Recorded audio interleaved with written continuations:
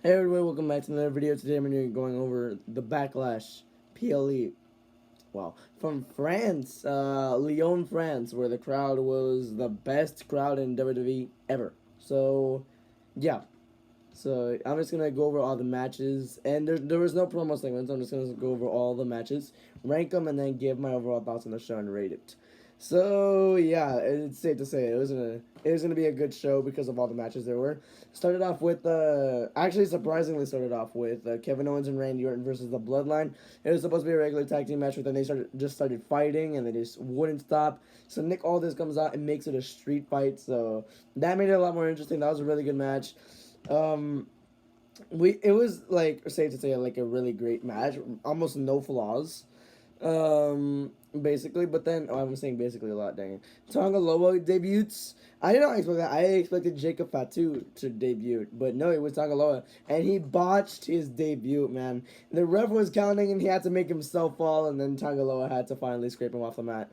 But damn. But either way, still a really really solid match. I'm gonna give it a 3.8 out of 5. Before you get mad at me, it's not bad. It's not bad. 3.8 out of 5 is equivalent to around a 7.5 out of 10. So, awesome.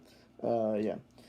So, next match was the WWE Women's Championship between Tiffany Stratton, Naomi, and Bayley in a triple threat match. Honestly, this was a really, in my opinion, it was a really fast paced match, and it was carried by the crowd too, because there was moments where it kind of lacked a little bit. But it was carried by the crowd, and I loved it so, so much.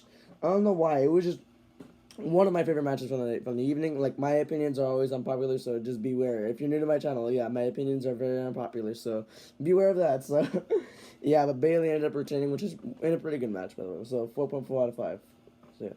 And then the third match was also surprisingly the World Heavyweight Championship between Jey Uso versus Damian Priest. This match was really, really slow to start off, and then at the end of it, it got crazy. I didn't even know who was gonna win at that point.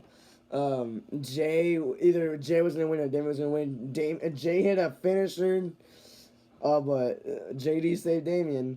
Damien hit a South of Heaven. Jay kicks out of it. Like, they made Jey Uso look kind of unstoppable. Not gonna lie. But yeah, he had a super finisher and won the and won the match. But yeah, Judgment Day's involvement definitely played a part into their storyline there, because Damien had to shove him off of Jay. Like, once Damien retained, he had to like pull Finn and JD off of Jay, and just got pissed at them. But then on Monday, and then like yesterday, he just apologized. So yeah, but so that match was actually pretty good. Not gonna lie, 3.5 out of 5. And so next up was the fourth match, which was for the Women's Tag Team Championship between the Kabuki Warriors versus Bianca Belair and Jade Cargill. This match was not good at times. It was longer than I thought it would be. But in some case, like in the first 8 to 10 minutes of the match, they were like really, really just kind of lacked a little bit.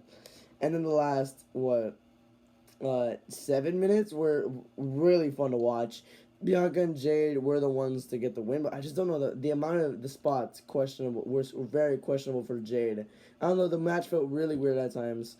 Jade, but with that awesome sequence of moves there, and then gets the win with Jade, or I think Bianca got the pin. I don't know, but yeah, Bianca and Jade are your new women's tag team champions, and yeah, 3.5 out of 5. And the main event, oh my gosh. Undisputed WWE Championship, AJ Styles, Cody Rhodes. That was sick. That was 27 minutes of heaven right there. Not gonna lie, that was just fantastic. Why didn't that happen? I don't know, but that was fantastic. That was a fantastic match, not gonna lie. Not as good as everyone says it to be. Everyone's saying it's a 5-star classic. Everyone's saying all this. It's not a 5-star classic, but it's an awesome match. I can say that. I'm gonna give it a 4.6 out of 5. That's equivalent to a 9 out of 10, basically. So that was a really good match. That takes much of the night. Cody retained. The crowd was their best here. This is where I think they were their best. They were chanting that phenomenal song for AJ, and like it's a really famous song in France. For Cody, they literally sang his song perfectly without the sound too, which was amazing. And then every pinfall, every move, the crowd reacted and they carried the crowd. So yeah, if I had to rank these, the Undisputed WWE Championship goes all the way number first. And the second match was where the crowd was, like, in my opinion, close to beating AJ and Cody. The WWE Women's Championship match goes second. The Kevin and Randy versus the Bloodline goes third.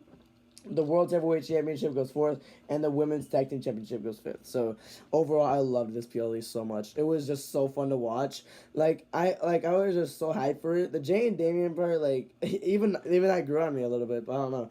This was just a really awesome PLE in my opinion. I loved it. I'm gonna go to 4.5 out of 5. That was awesome. 2 backlashes in a row were amazing. So yeah, it's actually been a year and a day since Backlash 2023 happened from Puerto Rico. But yeah, this was a really awesome 4.5 out of 5 PLA. So yeah, I'll leave it at that. Decide what you want to decide. Let me know what you thought of the PLA. Goodbye.